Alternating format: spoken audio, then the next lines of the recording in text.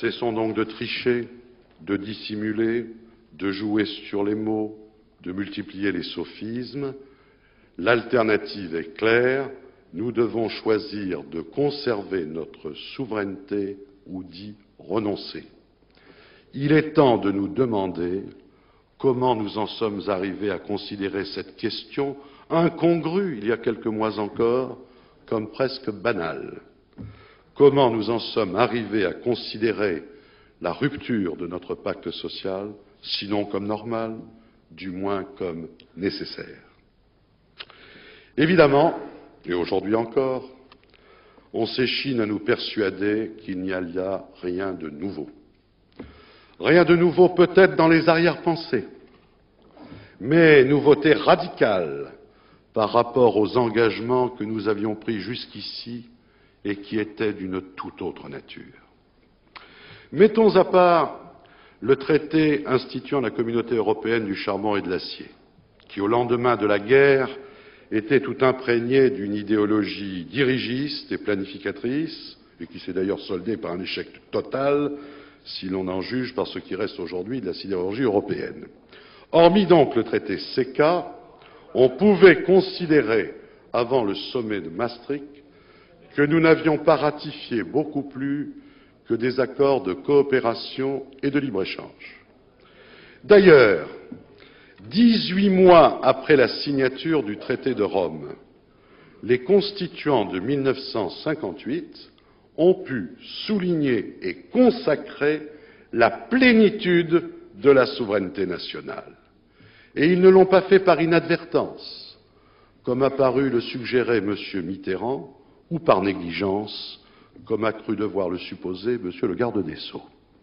Faut-il rappeler en effet que le traité de Rome ne mentionne que 2 politiques communes, dont l'une, celle des transports, n'a jamais vu le jour, tandis que l'autre, la politique agricole commune, ne fonctionnait que par consensus depuis que le compromis de Luxembourg avait mis fin, provisoirement, à toute tentation supranationale.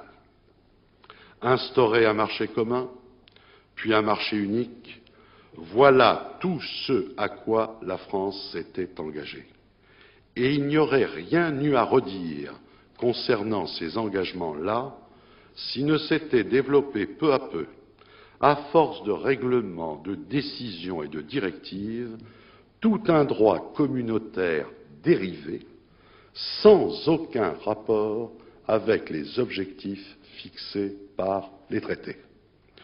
De toute évidence se posait un problème d'interprétation des textes, devenant de plus en plus grave au fur et à mesure que la connivence de la Commission, du juge européen et des juges nationaux en venait à imposer aux pays membres la suprématie des textes communautaires.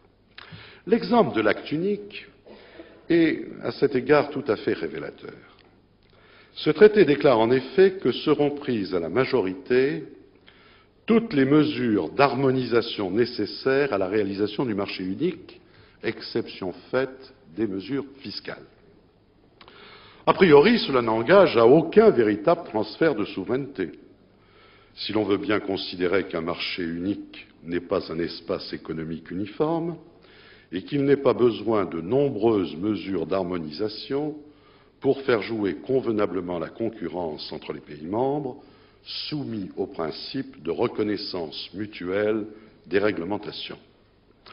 Mais il a suffi que la Commission, disposant de l'initiative des textes, décide que la réalisation du marché unique nécessitait l'adoption de 300 directives d'harmonisation pour que celles-ci soient adoptées à la majorité, sans qu'aucun recours ait pu être opposé à cette qualification arbitraire, la Cour de justice des communautés étant elle-même convertie sans réserve à l'idéologie fédéraliste. C'est ainsi que, dans les faits, notre engagement initial se révèle désormais bien plus contraignant que ce qui ressortait de la lettre du traité. Pour autant, ce n'est quand même là encore qu'un problème d'interprétation pour lequel on pourrait théoriquement trouver une solution constitutionnelle qui s'impose aux juges. Ce n'est plus du tout le cas avec les accords de Maastricht qui ne souffre d'aucune ambiguïté.